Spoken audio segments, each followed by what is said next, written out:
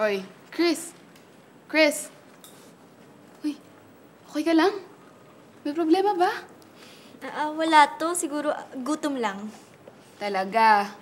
Ay naku, hindi ka na naman siguro nag-almusal. Recess mamaya? Sige. Napagdesisyonan ni Christine na hindi na humingi ng payo mula sa kanyang best friend. Itinago na lamang niya ang problema sa sarili.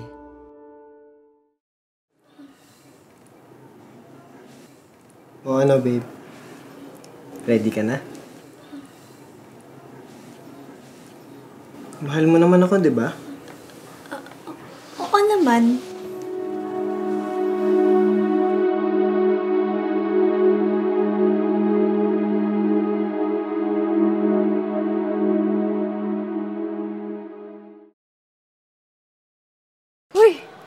Hoy! Tagal kitang di nakausap ah. 1 week na lang, prom na. Kumusta kayo ni Luke?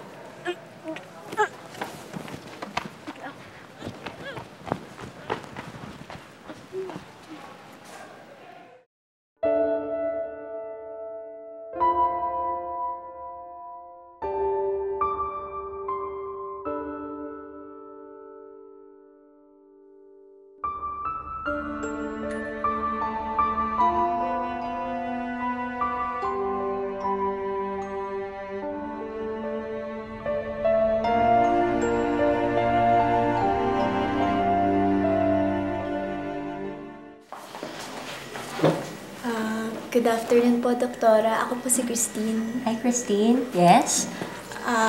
Doktora. Huwag ka mahiya, Iha. Marami na ako naririnig at nakikita araw-araw sa trabaho kong ito. Na-positive po kasi yung pregnancy test ko. Ilang taon ka na ba, Iha? 16 po. Hindi madali yung pinagdadaanan mo, kaya kailangan mo ng suporta sa mga nagmamahal sa'yo. Katulad ng mga magulang mo, tsaka mga kaibigan mo. Natakot po kasi akong sabihin kila Mama. Nahihiya po ako. Christine, maraming bagay tungkol sa pagbubuntis mo ang kailangan mo malaman. Una, hindi pa talaga handa yung katawan mo. Delikado to para sa'yo at para sa magiging baby mo.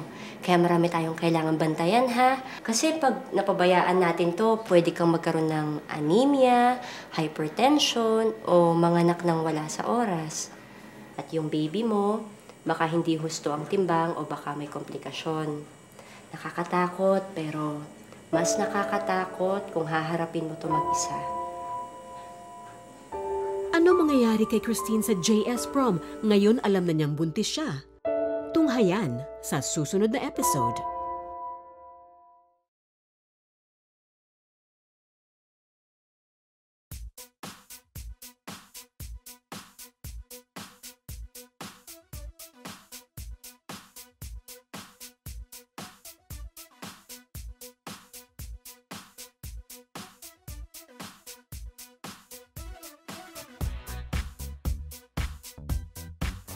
Oh, nasan si Luke? Wala busy daw. Nasa family reunion. Huh? Ano nangyari? Uy, si Brian! Di ba crush mo siya ng first year? Eh, paano ikaw? Okay lang ako. Sunod ka ha? Sige tayo.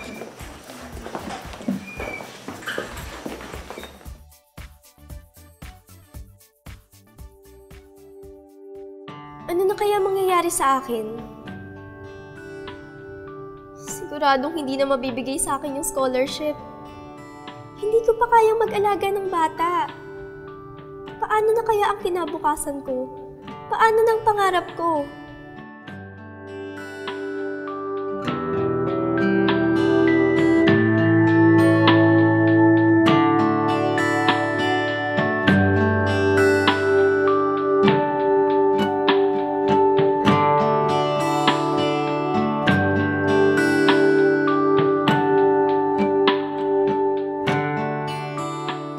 Nanganak rin si Christine at tinulungan siya ng kanyang mga magulang na alagaan ang sanggol. Sumali si Christine sa isang support group para sa mga batang ina at ibinahagi niya ang kanyang kwento. Umaasa siyang makakatulong ang kanyang mga karanasan upang magsilbing aral sa mga kabataan.